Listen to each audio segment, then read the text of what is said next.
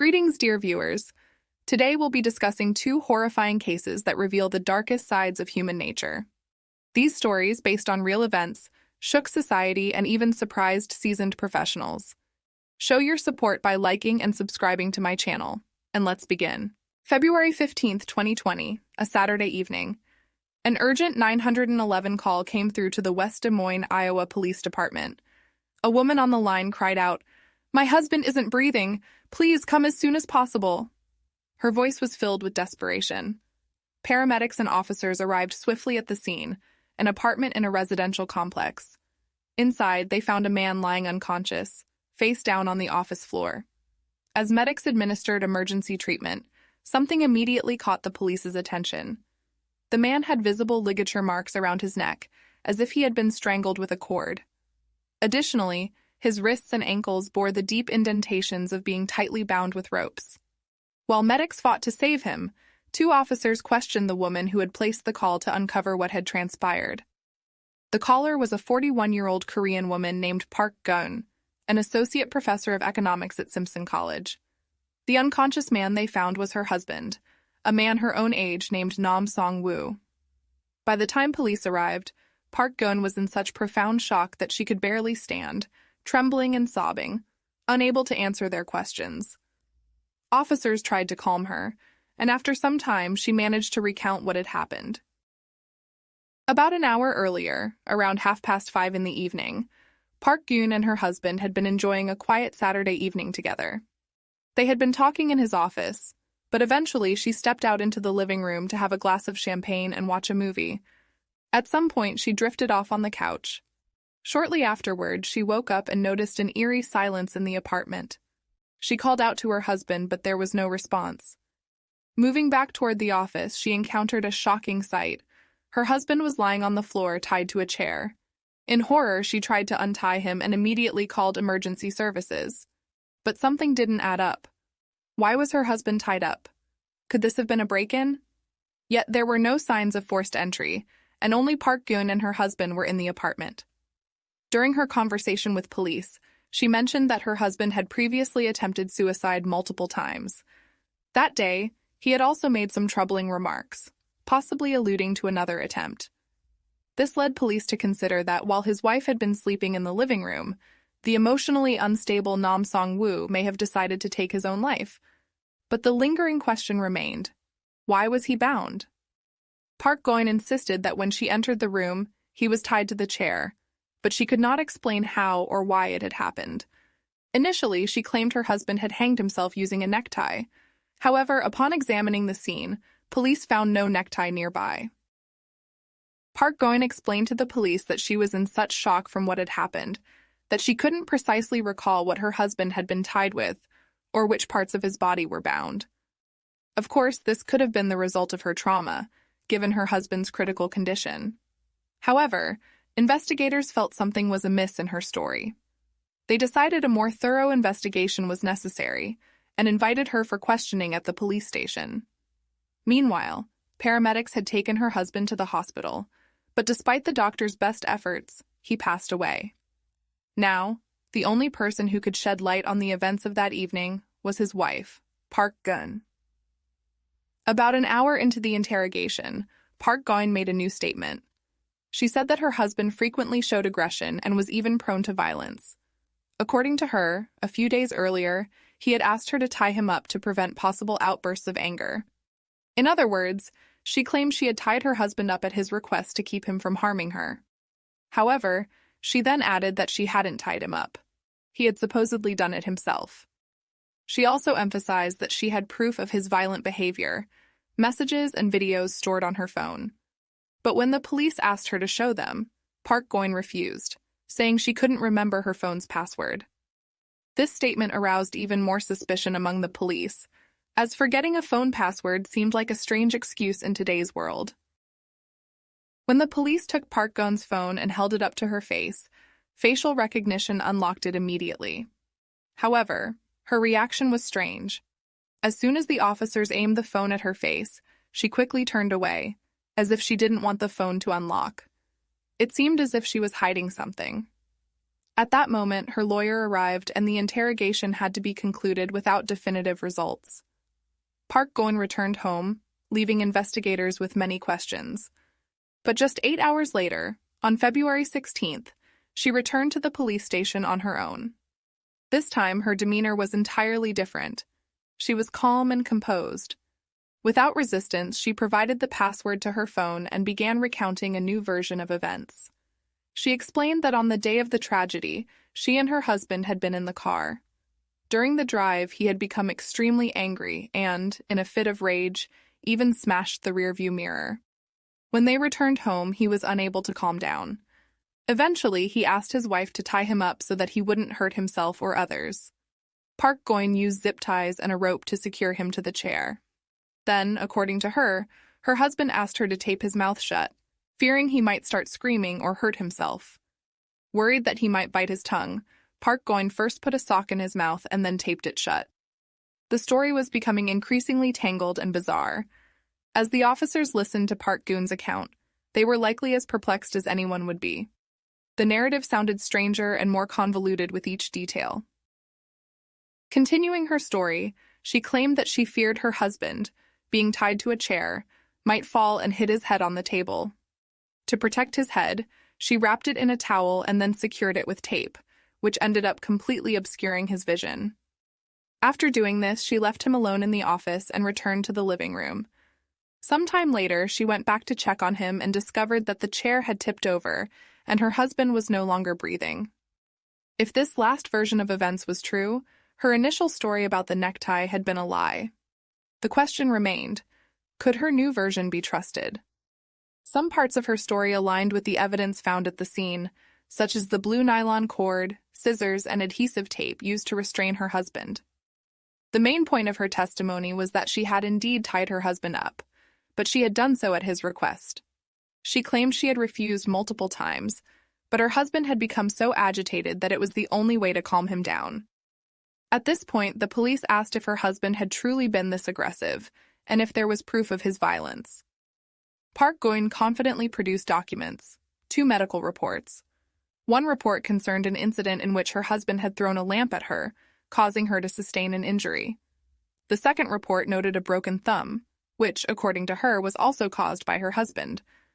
Additionally, Park Geun showed the police a document that could be described as a letter of remorse, written by Nam Song-woo himself. In this letter, he detailed his acts of violence and admitted to being an aggressive person.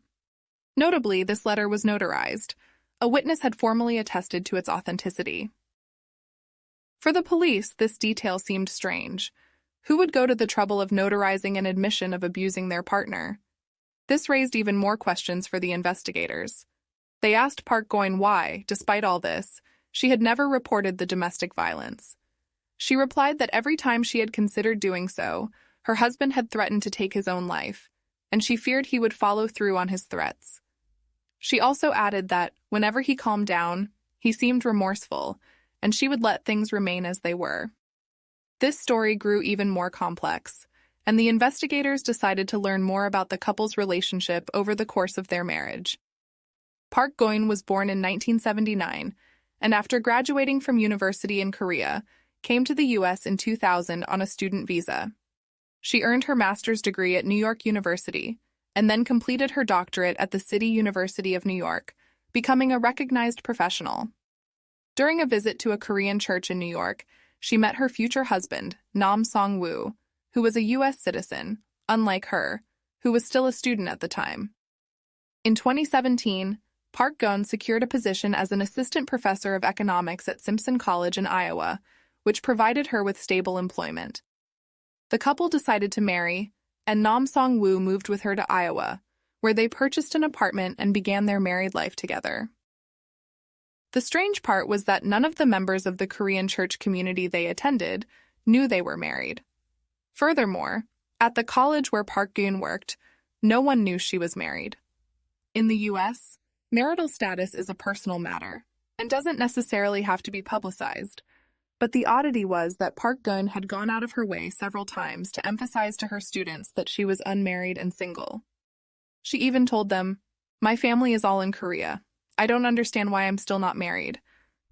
The university was also unaware of her marriage. Moreover, neither Park Geun nor her husband used social media, and there were no joint photographs of the couple to be found. This raised the question, did her husband's family know about the marriage? Nam Song-woo's family was aware of Park Geun's existence, but they had long disapproved of their relationship. When their son finally moved to Iowa with Park Geun, they cut ties with him, believing that she had intentionally isolated him from his family. Now back to the investigation. 4 days after the incident, on the 19th of February, the autopsy report for Nam Song-woo was released, revealing that the cause of death was asphyxiation. But that was not the only revelation. The forensic analysis of Park Geun's phone brought shocking discoveries. It turned out that before handing her phone over to the police, she had deleted a video. This video was recorded on the 15th of February, approximately 1 hour before the emergency call, at 6 minutes past 5 in the evening. In the video, Park Geun filmed her husband, who was already tied up, as he begged her, "Please untie me." This video had been deleted by Park Geun just 2 minutes before she placed the emergency call. This fact added serious suspicion regarding her involvement in her husband's death. The police concluded that the theory of Nam Song-woo's suicide did not hold up, and on that same day, Park Geun was arrested on charges of murder and kidnapping. Yes, kidnapping. Because during the investigation, the police uncovered the horrifying truth about what had happened that day. The first hearing of the case took place in March of 2020. Relying on the autopsy results, the prosecution claimed that Park Geun began tying her husband up at 10:30 in the morning on the 15th of February. She then left him bound for nearly 8 hours, which led to his death. Park Geun was charged with first-degree murder. However, the trial was delayed as Park Geun filed a counterclaim against the state of Iowa. In her lawsuit, she argued that her rights had been violated during the interrogation and that all her statements should be deemed invalid. She claimed that she had been subjected to unfair treatment by the police. What specific complaints did Park Geun raise? First, she claimed that her Miranda rights, the right to remain silent and to have an attorney, were not properly explained to her. Second, when her husband was taken to the hospital, she requested to accompany him, but her request was denied. Additionally, she said she was informed of her husband's death too late. But her primary accusation was that the police conducted the interrogation with underlying manipulation, which she felt was unfair, as English was not her native language. Such allegations could indeed suggest a violation of human rights if proven true. However, after examining all stages of the investigation in detail, the court ruled that there were no serious violations. The Miranda principle was observed. The officers had informed Park Geun of her rights. The issue was that she responded with, "I don't understand," which raised the question, was this a language barrier or an attempt to evade responsibility? The officers read her rights aloud, but she claimed she didn't understand. The question now was whether this misunderstanding was due to language barriers, or if she was using it as a defense tactic. Having lived in the U.S. for almost 20 years and teaching at a university in English, Park Geun could hardly convincingly claim to have a poor understanding of the language. The court dismissed her arguments regarding the alleged lack of comprehension of her rights, considering them unconvincing. Seeing her position becoming increasingly vulnerable, Park Geun changed her approach and began negotiating with the prosecution, a process that lasted a full 4 years. The prosecution agreed to consider a plea deal, as proving intent to kill had become challenging. Had she been convicted of intentional murder, she would have faced a life sentence. However, the core question was whether she had intended to kill her husband, as proving this was difficult. A significant factor was the physical disparity between the couple. Park Geun was petite, standing at 5'4" inches, 162 centimeters, and weighing only 108 pounds, 49 kilograms, while her husband was a large and strong man. This raised the question, how could she have physically forced him into a chair and tied him up? No sedatives or other drugs were found in his system, supporting the theory that he may have asked her to tie him up. Another complication for the prosecution was a video found on Park Geun's phone, recorded several days before the incident. In the video, her husband was indeed asking her to restrain him. This further complicated efforts to prove that her actions constituted premeditated murder. After lengthy negotiations and court proceedings, both sides reached an agreement. Park Geun accepted responsibility for her husband's death, with her charge reduced from murder to manslaughter. In April 2024, the Iowa court found her guilty of manslaughter, third-degree kidnapping, and domestic violence. The prosecution sought a cumulative sentence of 25 years, 10 years for manslaughter, 10 for kidnapping, and 5 for domestic violence. However, the court ultimately sentenced Park Geun to 10 years in prison. The court ordered Park Geun to pay approximately 2 billion won, around $150,000, as compensation. This judgment came as a surprise, especially given the American legal system's reputation for imposing strict punishments. In his final moments, Nam Song-woo had indeed begged his wife to release him. However, Park Geun ignored his pleas, leaving him bound, which ultimately led to his death. Nonetheless, the court took into account that she herself had been subjected to long-term abuse by her husband and the childhood trauma she suffered at the hands of her father in Korea. These factors contributed to the charge being reduced from murder to manslaughter. As the judge announced the sentence, the courtroom was filled with the sounds of sobbing. Nam Song-woo's family members, including his mother and sister, couldn't contain their emotions. His sister, through her tears, cried out, calling Park Geun a demon who drained the soul and money from her brother. His mother, unable to hide her grief, shouted, "Why did you kill my son?" Their sorrow and sense of injustice were palpable. In response, Park Geun delivered a prepared statement expressing sincere regret and sorrow over her husband's death. She insisted that she had never intended to harm him, and that she had loved him. Yet to Nam Song-woo's family, her words likely sounded more like an attempt to lessen her punishment than genuine remorse. Despite the trial's conclusion, this case continues to provoke feelings of shock and bewilderment. According to the court's findings, Nam Song-woo willingly allowed himself to be tied up, while his wife, leaving him in that state, continued to drink champagne and enjoy her evening. But was this truly a tragic accident, as Park Geun claims, or does something darker lie beneath the surface? This question lingers, and although the court has ruled, many continue to doubt whether it can be written off as simply an unfortunate mishap. Perhaps Park Geun did indeed intend to leave her husband in a dangerous situation. It's also worth noting that 2 days before the tragedy, Nam Song-woo unexpectedly took sick leave and went to the university where his wife worked. The reason for this visit was never uncovered. It's possible that a conflict took place there, one that may have served as a catalyst for the subsequent events. The case has left numerous questions unanswered, and it remains unclear whether this was a matter of premeditated murder or a tragic accident. Park Geun is set to serve 10 years in prison, after which she will be deported to Korea. Was this vengeance for years of domestic abuse or the result of a meticulously planned crime? The answers to these questions may forever remain hidden. Don't go anywhere. The second story is about to begin, and it's just as gripping. How did you feel about the first one? Share your thoughts in the comments. I always enjoy reading what you have to say. Are you familiar with the concept of cha-chan teng? It's a unique phenomenon of Hong Kong's dining culture.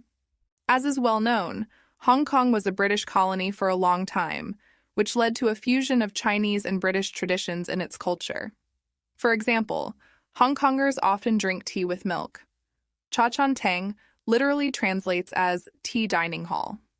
These are establishments where you can have milk tea and a quick bite, such as fried rice, noodles, or other simple dishes. Imagine something between a Korean bunsikjip, a snack bar, and a cafe.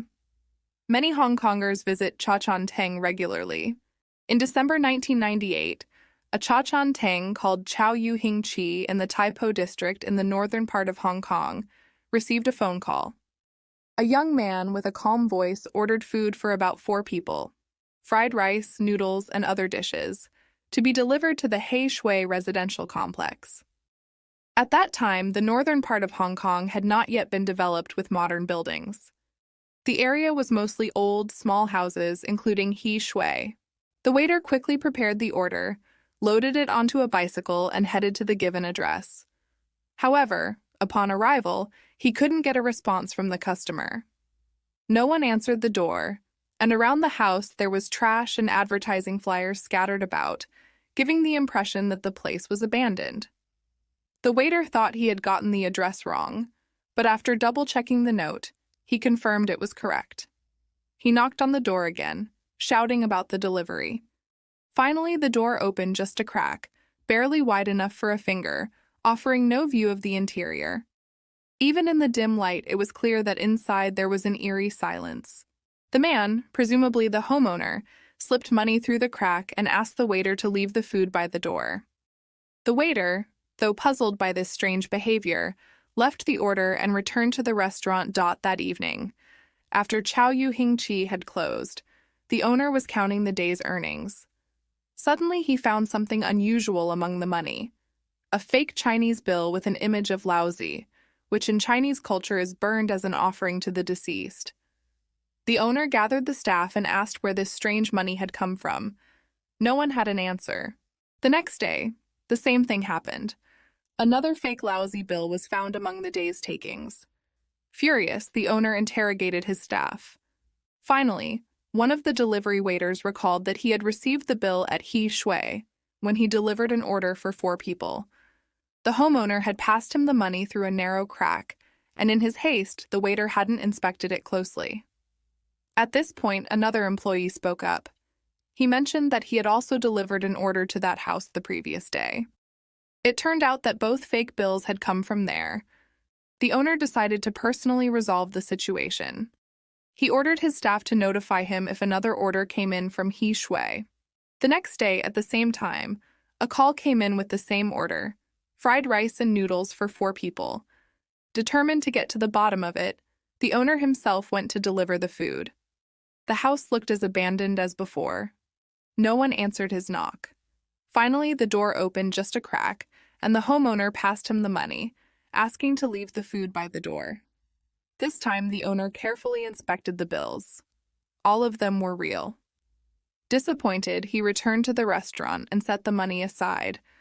At the end of the day, while counting the earnings, the owner added the money received from the delivery. Suddenly, he turned pale.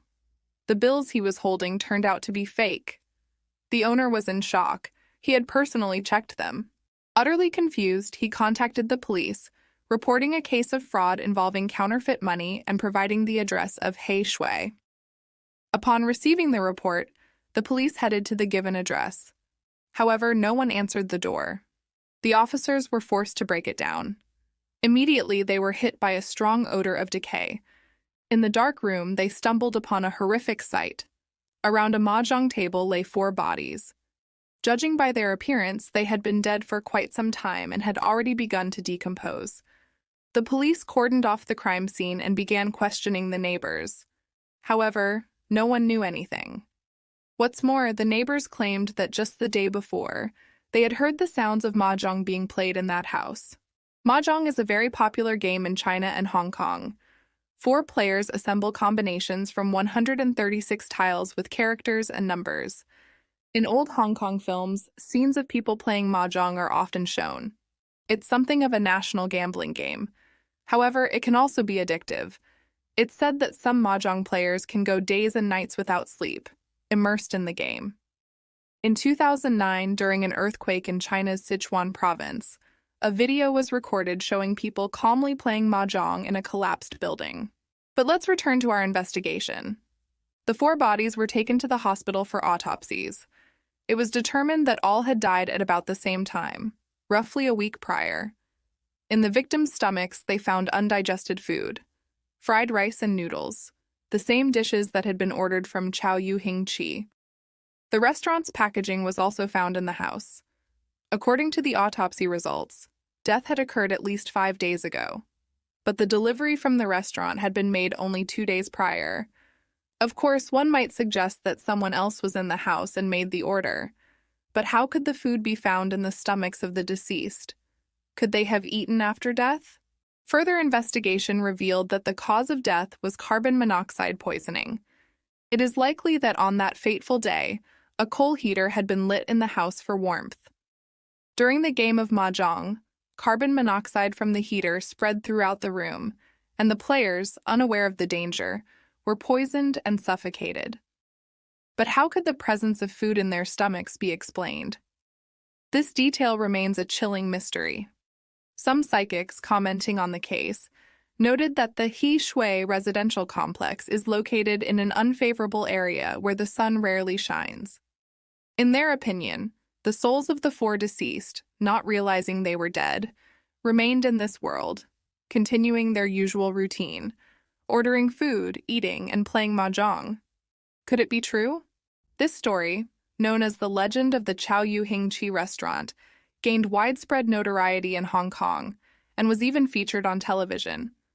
But is it based on real events, or is it just a frightening tale? The He Shui residential complex does indeed exist in the northern part of Hong Kong. However, no information about a restaurant called Chow Yu Hing Chi could be found. Those who believe in the legend claim that in 1998, this area was a remote village, so the restaurant's name might have been recorded incorrectly, and the establishment could have been too small and lacked official registration. The origin of this story is a post on the Chinese forum Tianya Club from June 2009. The author published over 70 ghost stories there, including the legend of the Chow Yu Hing Chi restaurant. He claimed to have served in the Hong Kong police from 1995 to 2011. During that time, he had seen many strange and mystical things. He decided to share these stories, embellishing them slightly.